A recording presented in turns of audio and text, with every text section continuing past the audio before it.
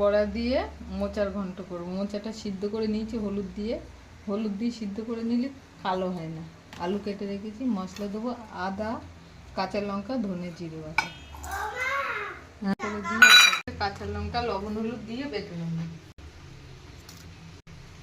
কড়াইয়ে তেল দিয়েছি, তেল গরম হলে একটু ফাটিয়ে রেখেছি, বড়াগুলো করে নেবো ছোট ছোট করে ভেজে নেব। ভাজা হয়ে গেছে, তুলে নিচ্ছি।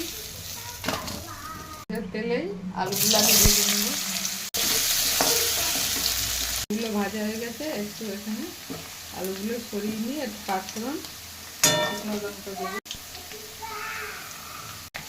দুটো তেজপাতাও দিয়ে দিলাম, লঙ্কা, আদা, ধনে জিরে বাটা,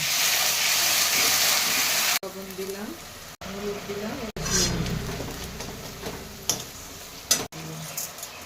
কষানো হয়ে গেছে। এবার সিদ্ধ করে রাখা মোচাগুলো দিই।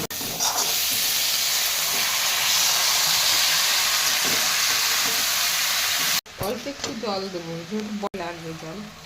বড়াগুলো দিয়ে দিলাম, দিয়ে দেবো বেটে রেখেছি গরম মশলা। তরকারি হয়ে গেছে, আলুগুলো একটু ঘেটে দিয়েছি, নাহলে আটা আটা হবে না, আলুটা ঘেটে দিয়েছি। সেই ডাল বা মুগ ডালে